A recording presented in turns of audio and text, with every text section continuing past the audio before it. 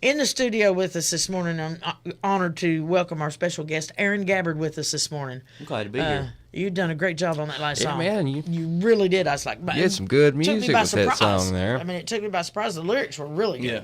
But I really like that melody on that one. And most generally, I'm a lyric person, and I'd rather hear the lyrics than the melody. I had fun with their little sound check. You said, I like the Doors. I said, we can play some Doors. You did, and you did some. Listen, you did L.A. Woman and Light My Fire, and they were both cool. really, really good. So, would you say that that's like your biggest influence that kind of, got you I think creating music, or was it, another artist or another group? Or I think poetry kind of got me into the Doors more than their music alone. Was just the poetry. Well, it's just the poetry and the legacy and the spiritualism of it.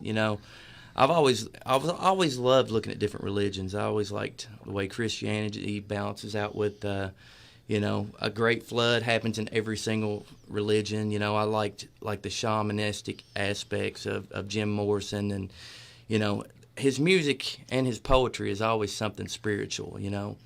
I try to write music that is spiritual, but also you have to think about it and kind of think, where's he coming from? Trying to be mysterious with them. Yeah. Right. But lately, over the past year or 2 years.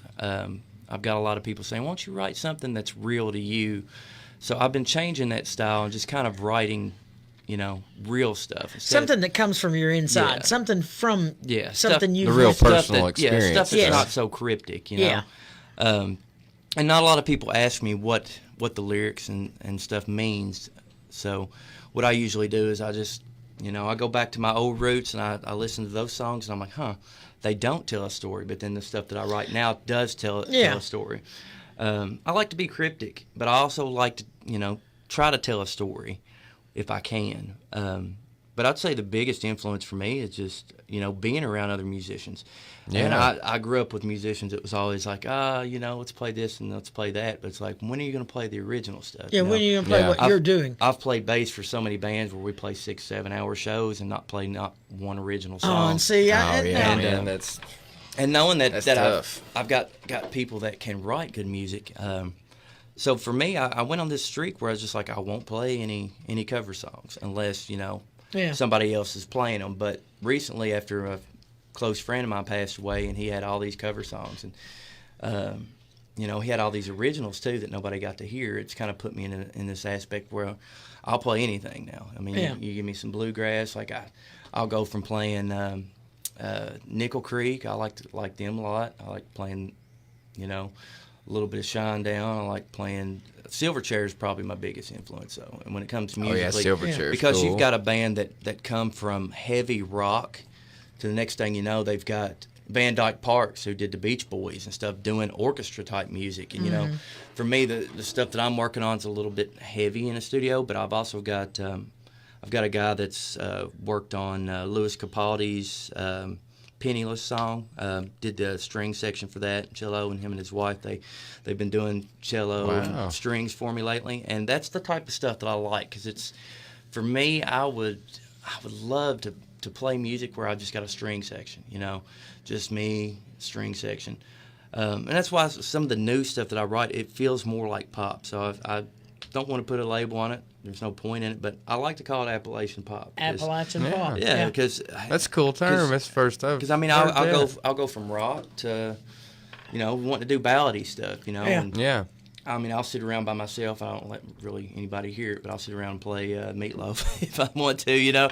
I'll do anything for love. I'll sit there and play that because there's, people know that part, but they don't know the da da da da da da. Because he really gets into it. And there's parts in that song that.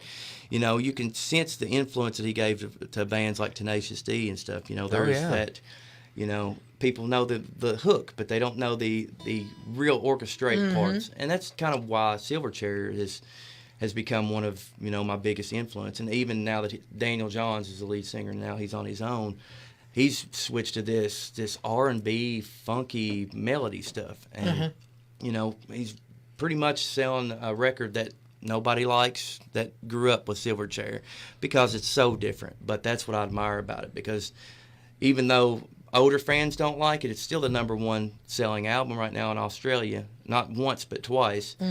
And it's just those are my inspirations, like stuff that has a lot of orchestra and stuff, like Days of the New. Probably that's another cool, one that, man. you know, I've Unappreciated really, band. Yeah. Most people don't even know That's them. what's a very unappreciated. And I mean, band. it's the albums that they released that people wouldn't listen to that I like the most. Like, for example, when Chris Cornell, you know, left Soundgarden and did a solo album, nobody really liked the song Euphoria Morning or that album. But, you know, here I was just loving it, you know, just because it's so much different.